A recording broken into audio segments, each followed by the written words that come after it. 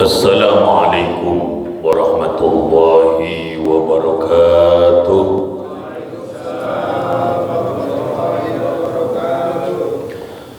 Alhamdulillah wa syukrulillah wassalatu wassalamu ala rasulillah Muhammad ibn Abdillah wa la hawla wa la quwwata illa billah. Amma ba'd.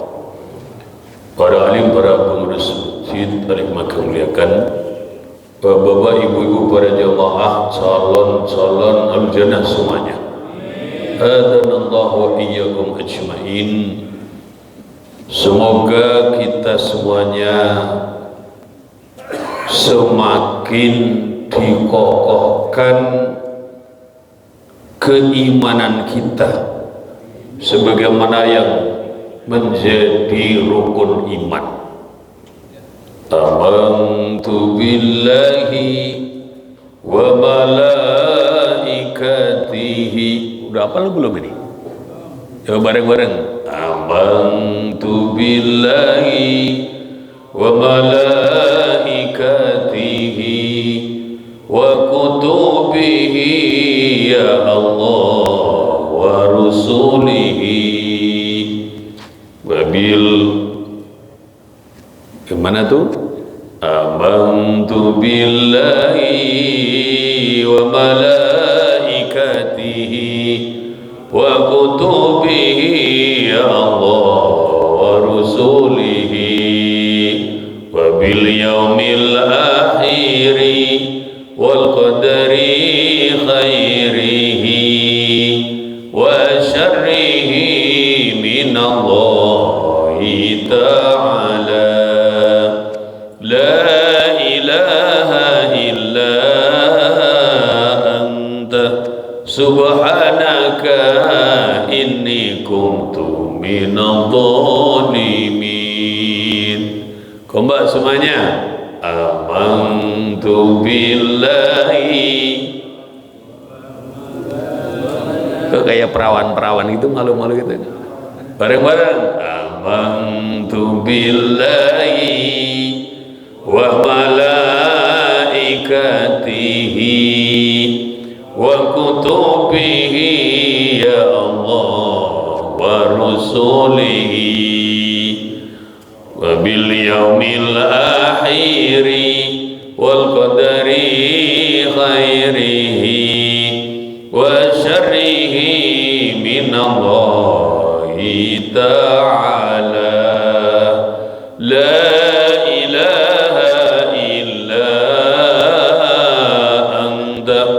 subhanaka inni kuntu minadh-dhalimin.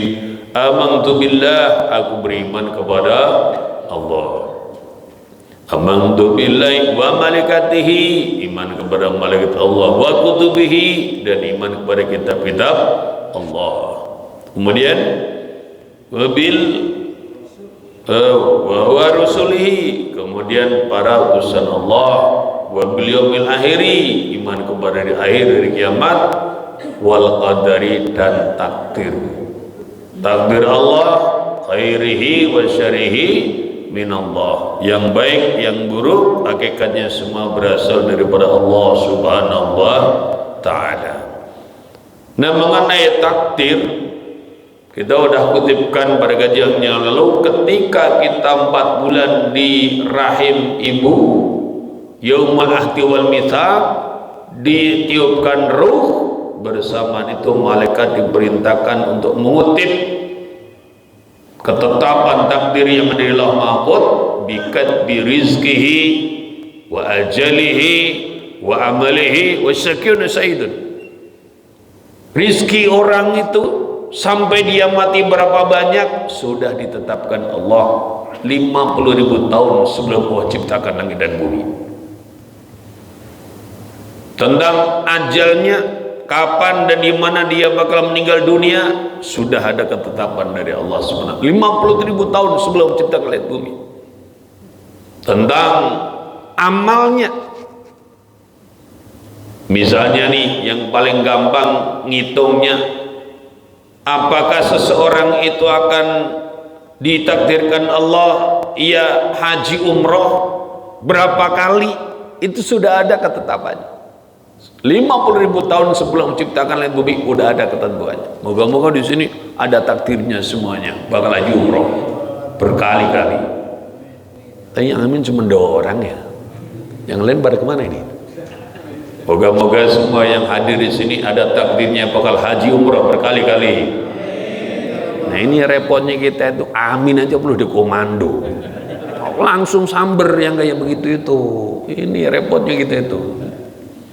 Kemudian tentang Sa'idun Nasakiyun, kapan orang itu bernasib mujur, kapan orang itu bernasib, bahasa lugasnya sial, kapan orang bahagia, kapan orang itu menderita, itu juga sudah ada takdir 50.000 tahun sebelum Allah menciptakan langit bumi.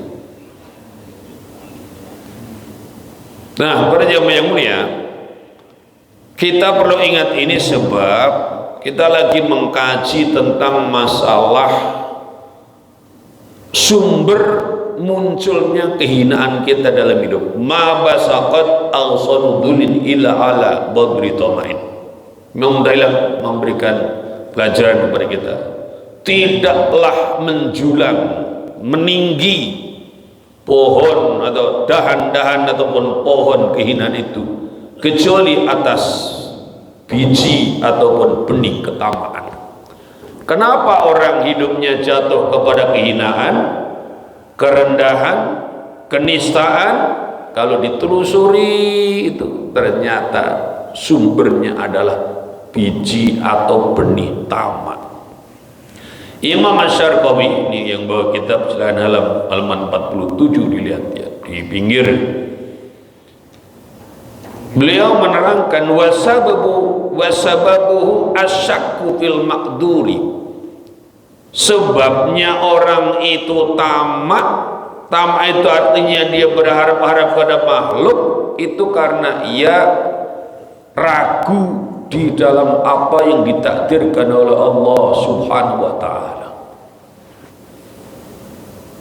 Jadi kan sudah ditentukan tuh, sebelum seorang manusia lahir ke muka bumi, rizkinya sudah ditakdirkan belum? Kurang jelas, jawaban yang tegas dong, biar malaikat nyalatnya gampang. Rizkinya sudah ditakdirkan belum? Ajalnya sudah ditakdirkan belum? Amalnya sudah ditakdirkan belum? Kapan ia mendapat keberuntungan, kapan ia mendapatkan kesialan, sudah ada takdirnya belum? Nah, karena orang ragu terhadap al-maqdur ini, disitulah kemudian ia terpedaya untuk berharap-harap kepada makhluk, tamak kepada makhluk, bahkan kadang-kadang kepada orang yang tak beriman, menggantungkan hidupnya kepada selain Allah Subhanahu wa ta'ala. Loh, untuk apa kita bahas ini? Karena orang kalau sudah menggantung, ujung-ujungnya adalah tunduk, gitu loh. Karena dia menggantungnya kepada selain Allah, ya tunduknya kepada selain Allah. Sebaliknya sebagaimana orang yang bergantung kepada Allah, tunduknya kepada Allah Subhanahu wa ta'ala. Nah, para jamaah yang mulia, yang sekarang ini kita harus cermati supaya kita tidak ikut ke bawah arus kebanyakan orang. Karena sekarang ini udah mulai bau-bau pemilihan ya. Mau milih partai, mau milih wakil rakyat, mau milih pemimpin. Jadi jangan sampai kita ya, dalam hal ini juga kena penyakit tamak. Bagaimana tamak? Kita berharap-harap bahwa keselamatan kita, kemajuan kita, kemakmuran kita, kejayaan kita ada di tangan partai, ada di tangan presiden atau di tangan anggota DPR. Nah itu yang namanya tamak gitu loh. Padahal mereka sendiri orang yang berharap harap didukung, harap dipilih. Kalau tidak dipilih, mereka pun tak bisa berbuat apa-apa. Maka di dalam kajian kita di awal alikam ini, la tarfa'anna hajatan ila ghairihi wa muridu alaik. Jangan sekali-kali kamu itu ingin terangkat hajat, tercukup kebutuhan dengan minta tolong kepada selain Allah Subhanahu wa ta'ala. Sebab apa? Yang mendatangkan hajat-hajat kita itu adalah Allah. Kalau Allah kehendaki, kita tidak butuh apa-apa kayak malaikat. Maka tidak ada malaikat itu cari kerja, tidak ada malaikat buka toko. Sebab malaikat tidak punya kebutuhan. Ditakdir Allah tidak butuh apa-apa, tidak butuh makan, tidak butuh minum, tidak butuh tidur, tidak butuh apa-apa malaikat. Dan kita pun kalau mau takdirkan bisa, tapi Allah tidak mengendaki begitu. Allah mengendaki kita punya butuh, supaya tiap kita butuh, kita kemudian juga butuh kepada Allah. Man la yastatu ayyar fahajatan nafsi fa kaifa an ghairi rafi'a. Ini ingatkan tuh, orang yang tak mampu angkat hajat dari dirinya sendiri, bagaimana angkat hajat orang lain? Mohon maaf, ada saudara saya sekarang ini lagi nyalon. Ada yang nyalon DPRD, ada yang nyalon DPR pusat. Itu butuh dukungan beribu-ribu suara. Ada juga ustadzah saya lagi nyalon juga nih tahun ini DPR pusat, butuh 100.000 suara di Jakarta. Bayangkan. Dan itu butuh kemana-mana minta dukungan. Apalagi partai untuk bisa eksis butuh jutaan dukungan.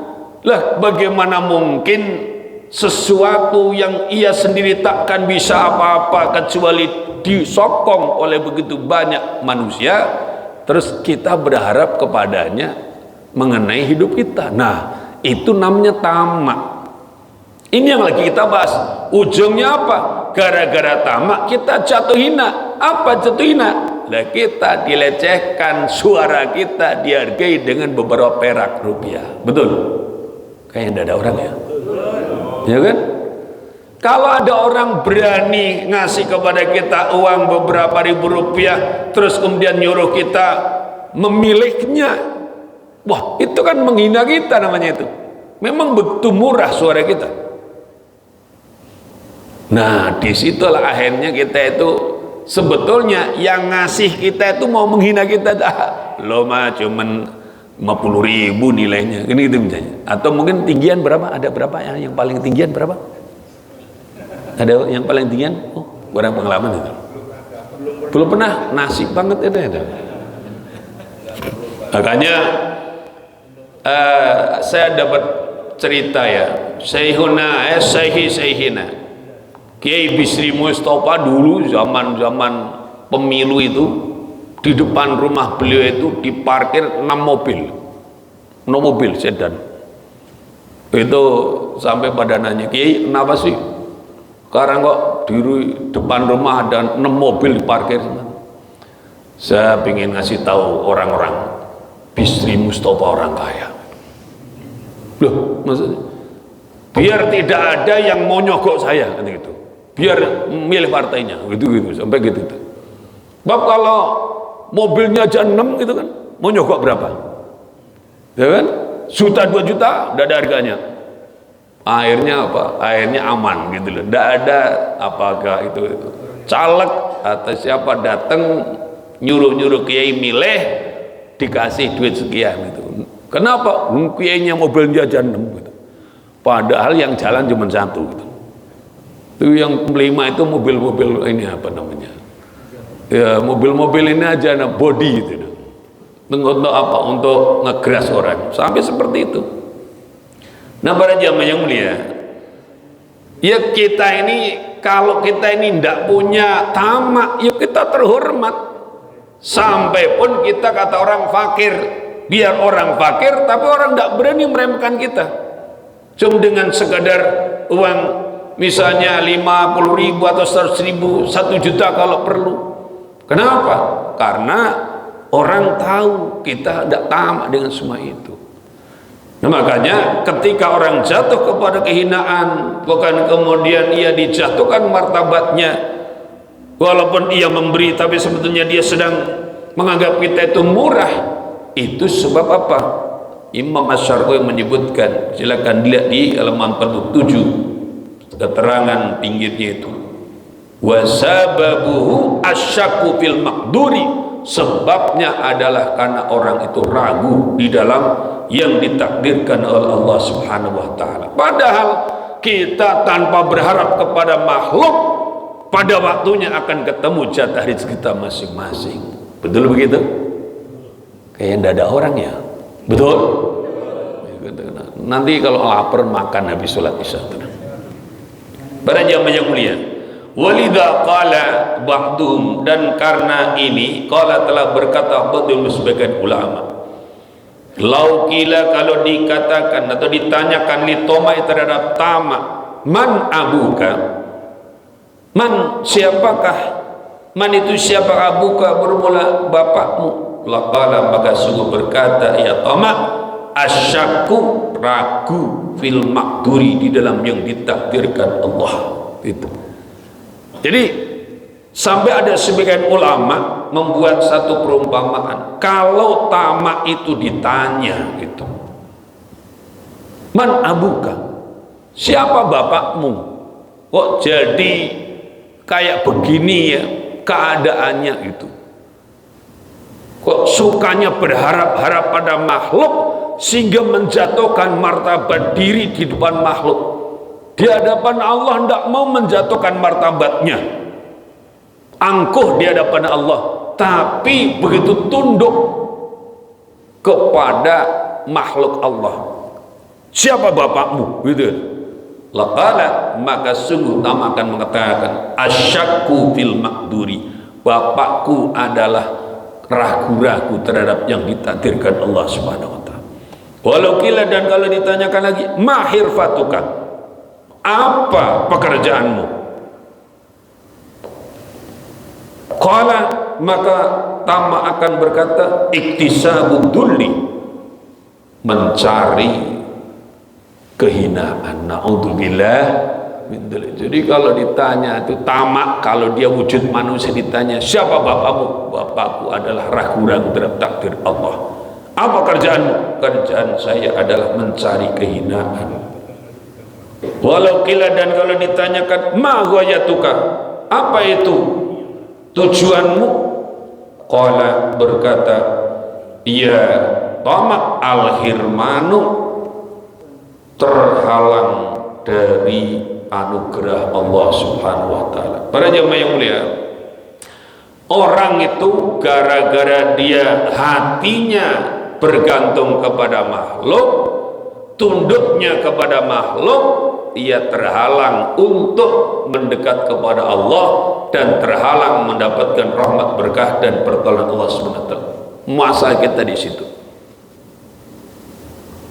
Ada postingan di sosmed yang orang itu bertanya, mengapa justru orang-orang yang pada sholat, kalau di rata-rata gitu, malah sulit ekonominya dibandingkan orang-orang yang tidak sholat. Ini sebetulnya mau mengatakan kenapa orang Islam itu kebanyakannya gitu, kebanyakannya itu orang yang miskin banding orang-orang kafir kok pada kaya-kaya gitu kira-kira. Nah sayang tuh yang jawab menurut saya kurang paten. Dia jawabnya begini, ya karena sholat itu bukan untuk cari harta, gitu jawabannya. Padahal bukan itu menurut saya masalahnya. Masalahnya ini, sistem yang diberlakukan Allah di dunia itu ada dua. Satu adalah sistem nikmat, yang satu sistem istidraj. Jadi kalau sistem nikmat itu diberikan kepada orang-orang beriman yang ahli taat, maka untuk mendapatkan nikmat ini syaratnya taat, iman, taat, takwa, orang soleh. Itu makanya kita di dalam sholat senantiasa dituntun ihdinas siratal mustaqim. Ya Allah, tunjukkan kepada kami siratal mustaqim, jalan yang lurus, jalan istiqamah. Siratal ladzina an'amta alaihim, yaitu jalan orang-orang yang Kau berikan nikmat atas mereka. Ini jalan orang diberi nikmat. Sebab kalau kita sudah keluar dari siratal mustaqim, bukan nikmat lagi. Itu adalah pemberian kepada apa? Ghairil maghdubi alaihim waladdallin, selain jalan orang-orang yang dimurkai dan orang-orang sesat. Kalau kita buka dalam tafsir jalan lain, maghdub alaihim humul yahudu, adhdallin humun nasara. Nah, para jemaah yang mulia, orang-orang Islam zaman akhir ini mereka terjebak dalam kehidupan sekuler. Bagaimana terpisahnya antara kehidupan beragama dengan kehidupan nyata dunia ini? Bahasa santrinya fasluddin alil hayah. Terpisahnya agama dari kehidupan, sehingga apa? Hidupnya itu kalau pas lagi di masjid soleh-soleh gitu. Tapi kalau udah nyampe pasar, kantor, lain lagi urusannya. Ini dunia udah ada berbeda. Gitu loh. Jangan bawa ayat Quran. Ini pasar ini, gitu. Ini bisnis ini, gitu. Padahal tidak begitu. Orang Islam itu tidak bisa dipisahkan. Dimanapun ia berada, syariat itu ngikut terus. Nah, makanya dengan sistem kehidupan yang sekuler seperti ini, memang secara global umat Islam itu menjadi sulit. Kenapa? Ibarat ada tanaman ditanam di luar daripada ekosistemnya gitu. Nah, kalau dulu zaman Nabi, zaman sahabat, zaman salafus saleh, zaman di mana Islam itu diterapkan secara kafah, nah di situ. Maka kalau dulu nyari satu tempat di mana di sana banyak orang-orang yang makmur, ya orang Islam. Bahkan ya pada zaman Sayyidina Umar bin Abdul Aziz menjadi khalifah, itu sampai beliau bertanya, bagaimana keadaan rakyat kita? Ya, daulah khilafah Islam kala itu. Kemudian menterinya itu laporan, alhamdulillah semua dalam keadaan sejahtera, hanya saja di antara mereka ada yang punya utang tidak bisa bayar gitu. Apa keputusan daripada Khalifah Umar bin Aziz? Yang punya utang tidak mampu bayar, ambil dana Baitul Mal, bayar utangnya. Wah, kebayang gak kira-kira? Rakyat punya utang tidak bisa bayar, dibayar oleh negara melalui dana Baitul Mal dari pos zakat, kan ada bagian gharib. Terus dilaporkan, maaf Umrul Mukminin, yang punya utang belum bisa bayar itu, dia punya rumah, dia punya perabot rumah, dia punya pelayan, dan dia juga punya kendaraan. Kata beliau apa? Orang Islam punya rumah, punya perabot rumah, punya pelayan, punya kendaraan, sudah selayaknya. Punya utang dia bisa bayar, bayar utangnya. Bayangkan tuh. Nah, orang Islam itu layak punya pelayan. Ngomong-ngomong, pelayannya siapa? Kalau tiap orang Islam layak punya pelayan, jadi pelayannya siapa? Kok tidak ada orang ini? Pelayannya siapa? Ya, orang-orang di luar Islam. Betul enggak? Nabi pun pernah punya pelayan, seorang pemuda Yahudi yang kemudian beliau dakwai pas menjelang wafat baru syahadat. Dan sekarang kalau ada rumah besar, yang punya siapa? Yang tukang jaga pintu gerbang siapa? Yang tukang sabu siapa? Memang keadaannya itu berbalik. Sebab apa? Sistem kehidupannya terbalik juga. Jadi kita umat Islam hidup dalam satu sistem yang tidak Islami. Ya, hidup kita memang tidak kondusif, itu secara umum demikian. Maka kalau tadi ditanyakan kenapa justru orang-orang yang ahli sholat kehidupan dunianya mereka kebanyakannya malah sulit, sementara mereka, dia mengatakan begini yang di tayangan itu, tuh konglomerat rata-rata bukan orang Islam. Iya, karena apa? sistem hidup yang sekuler, ya memang cocok untuk mereka. Yang kalau sudah masuk ke dunia ekonomi, sudah tidak ada halal haram lagi. Kalau kata orang Jerman, wal kedual buh bantal buh kadal yang diuntal. Ya maka tentu terbatas. Oleh karena itulah para jamaah yang mulia, jangan sampai kita kemudian membanding-bandingkan kehidupan zahiriyah duniawiyah kaum muslimin muslimat dengan umat lain. Itu tidak cocok pembanding seperti itu. Sebab apa? Sebab ini urusan yang ada sistemnya. Sementara mereka-mereka di luar Islam yang Allah berikan mereka apa? Istidraj. Istidraj itu apa? Allah beri tanpa syarat semau-maunya Allah Subhanahu wa taala. Walladzina kadzdzabu bi ayatina sanastadrijuhum min haitsu la ya'lamun.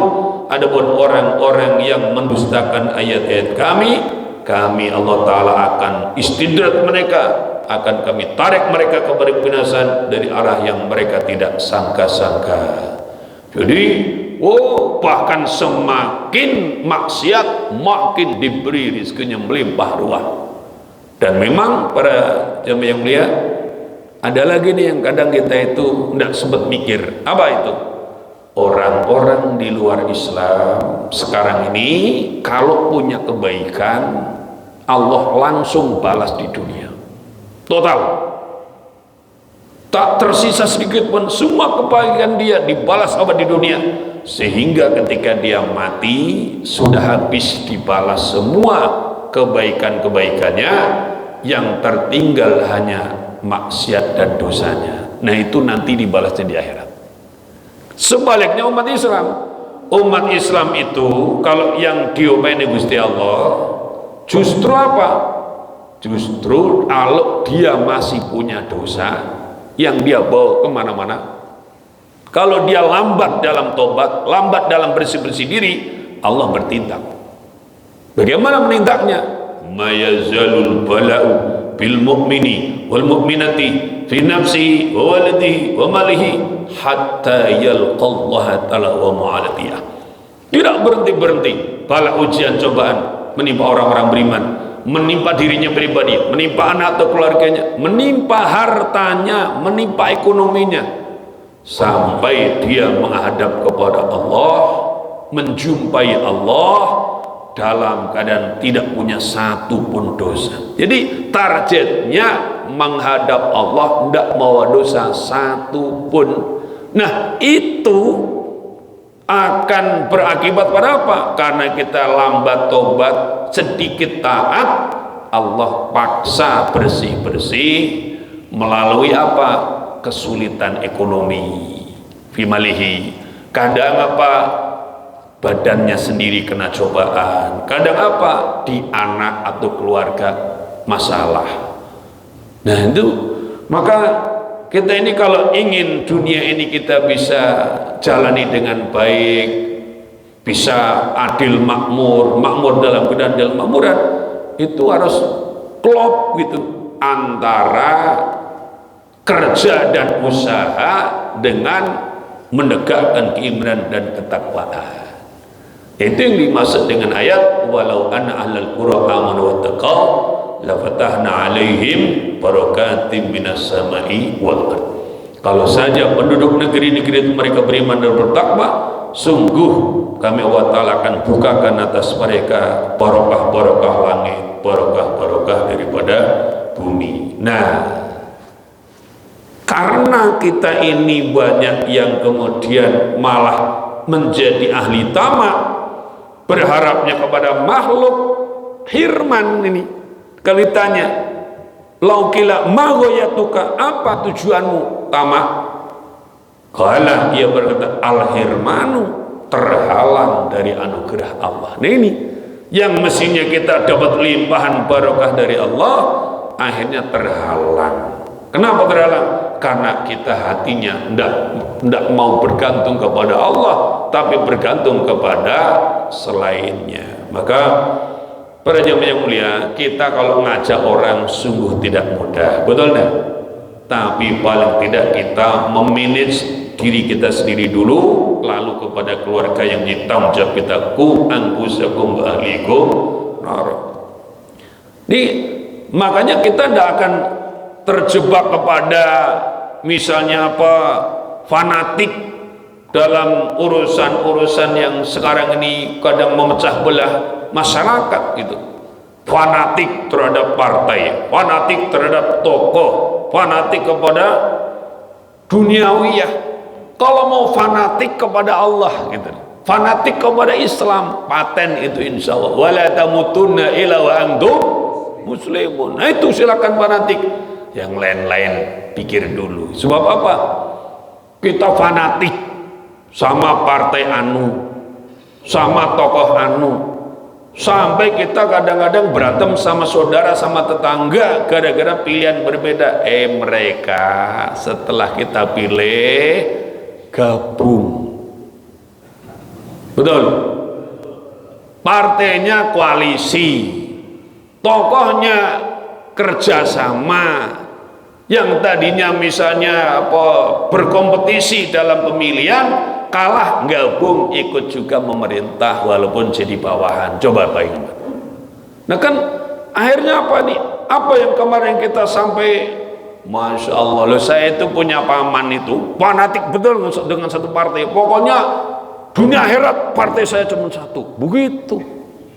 Boy, kalau udah urusan partai itu udah ndak lihat mau kakak, adik, ponakan, udah pokoknya ini begitu sampai gitunya. Masya Allah.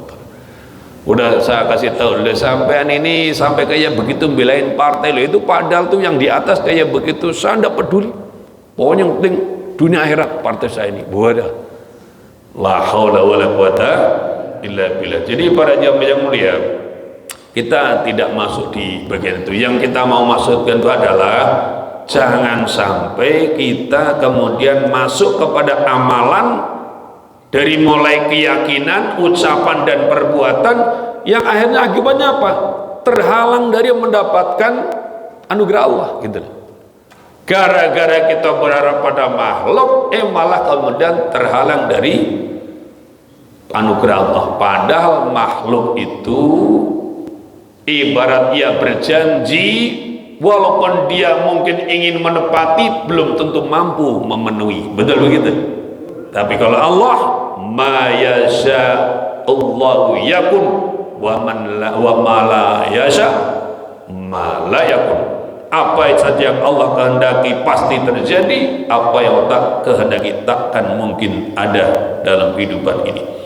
Para jamaah yang mulia, kemudian ada lagi apa? Fattoma'u la mahalata fasidud dini. Fattoma'u maka bermelatama itu la mahalata, pasti ya, tidak bisa tidak itu fasidud dini, perusak agama.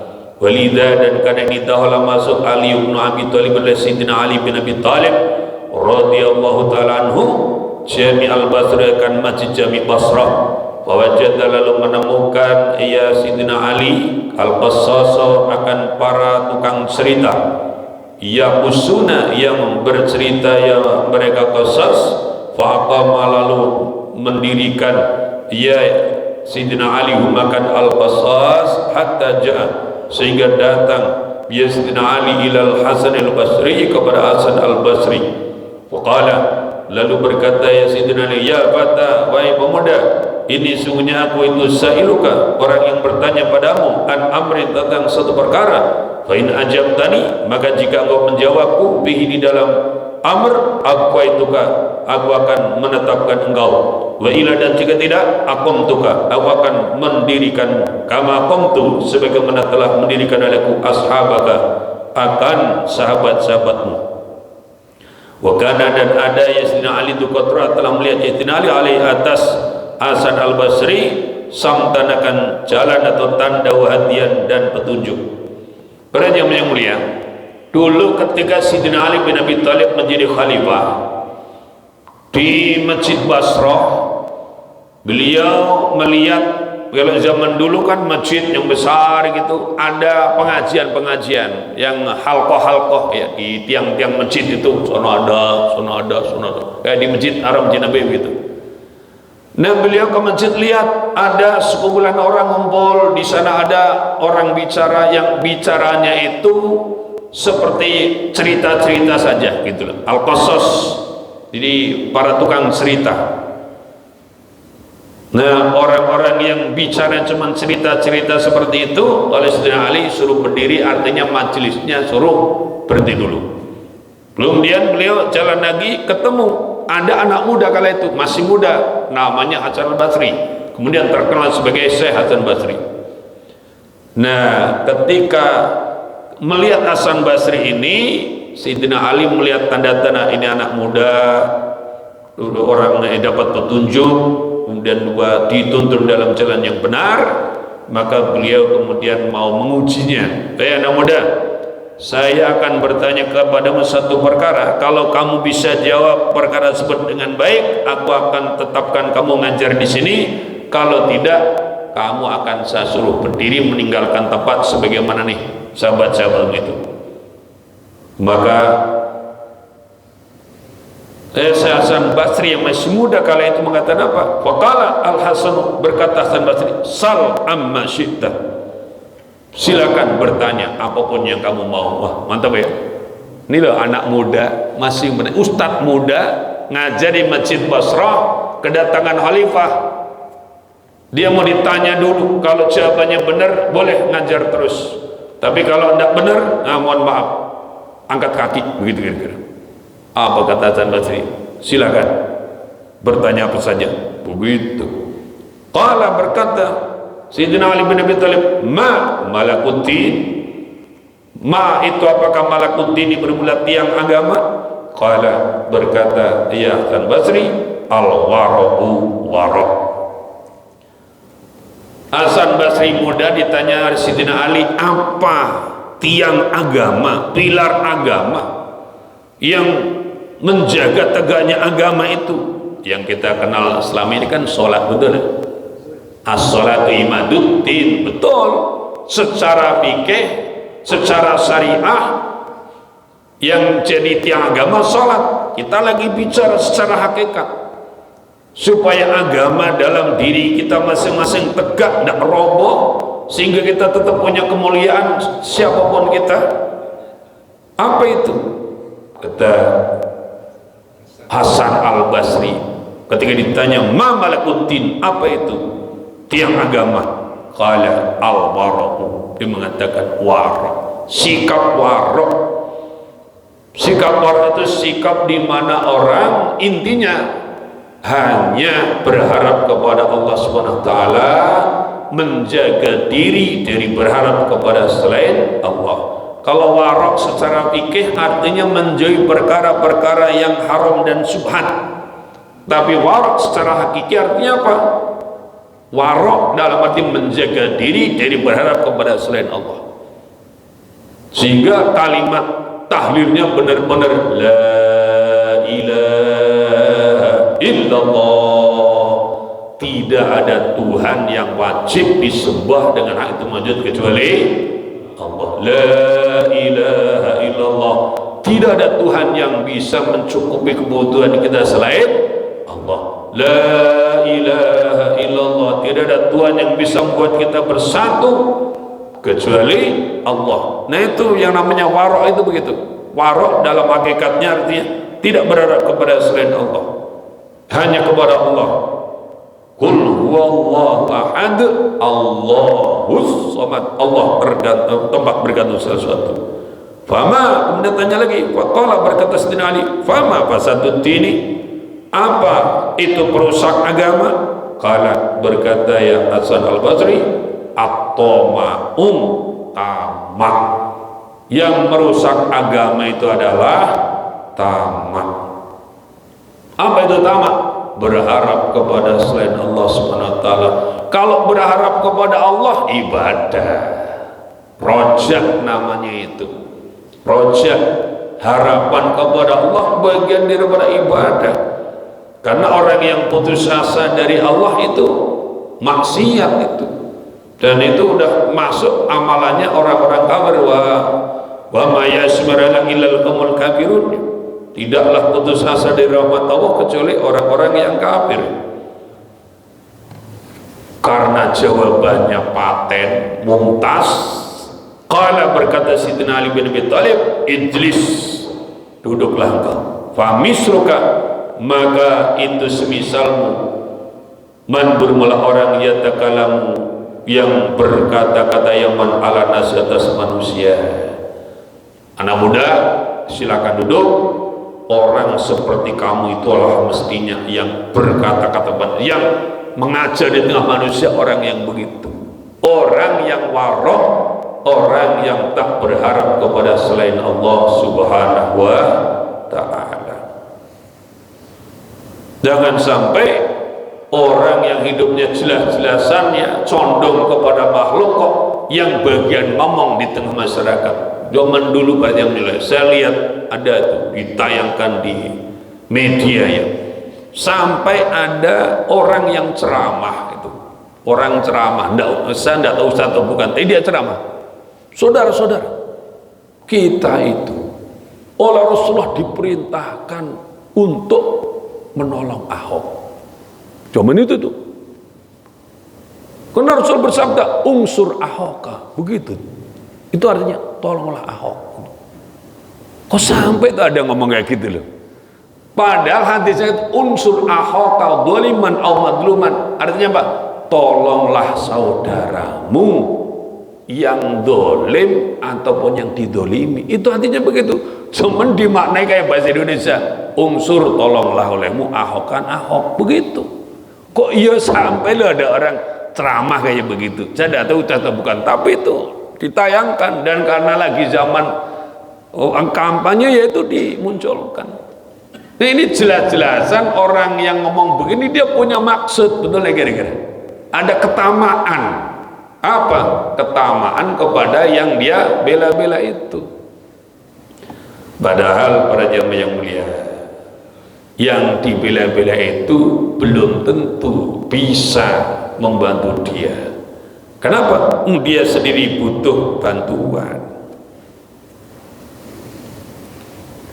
Saya itu dulu pernah ya dekat dengan wali kota Jakarta Barat, karena udah ibaratkan dekat sejak masih jadi camat gitu.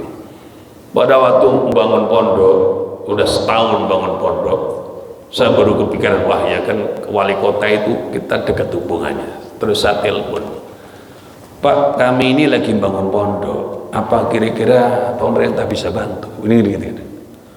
Ya coba apa namanya, ajukan proposalnya gitu. Ajukan proposalnya lewat apa namanya ajudannya, kan ada itu bagian ajudan di wali kota itu, masuk proposalnya itu terima. 4 bulan kemudian saya apa namanya telusuri gitu, udah pindah-pindah meja gitu, dari mejanya wali kota sampai ujungnya nyampe di Bintal gitu. Tahu kan Bintal ya? Di wali kota ada Bintal kan? Terus ada jawaban suratnya, tulisannya apa? Tidak ada anggaran gitu. Tidak ada anggaran gitu. Jadi saya telepon wali kota, Pak, sudah ada jawabannya nih, tidak ada anggaran Pak. Kaget wali kota tuh, tidak ada anggaran. Sampai lagi proposalnya langsung ke saya aja, gitu. Nah, itu saya bawa lagi proposal itu langsung ke wali kota, tidak pakai lewat prosedur itu tuh. Dan beberapa waktu kemudian saya ditelepon, ini ada sedikit bantuan begitu. Ternyata wali kota manggil basis, petugasnya, nih sahabat saya lagi bangun pondok, dibantu gitu. Dikasih 20 juta oleh basis itu, langsung diserang depan wali kota. Sebab kalau nyerahinnya itu di ruangan lain nanti bisa urusannya berbeda. Akhirnya dapat, saya beliin lemari itu sampai sekarang masih ada. Artinya maksudnya apa? Sampai pun kita itu punya teman dekat atau sahabat pejabat pun kalau jujur gitu ya tidak bisa bantu, karena memang orangnya jujur. Sampai oleh keluarganya saja diomel-omelin, kamu ini wali kota bangun rumah aja setahun tidak jadi gitu. Jangan ganggu pejabat saya, kata beliau begitu. Orangnya jujur, maka ya sederhana hidupnya. Nah makanya para jamaah yang mulia, bagaimana mungkin kita hidupnya bergantung kepada makhluk? Pejabat sekalipun kalau dia jujur, ya minim dia bisa bantu, karena kan dia juga tidak punya dananya, kalau dana pribadi gitu. Nah malah kadang-kadang ada kiai pun ikut ketangkep KPK gara-gara pernah dapat bantuan, kan kacau juga tuh urusan. Kiai tidak tahu menau, apalagi dia punya sahabat jadi pejabat, terus dia memberikan bantuan untuk pondoknya, ya dia terima kan, ternyata diusut dana apa gitu, alirannya kemana, ke pondok anu kiai anu, akhirnya kena. La haula wala quwata illa billah. Lalu bagaimana kita yang kayak begini kok kita jadikan gantungan?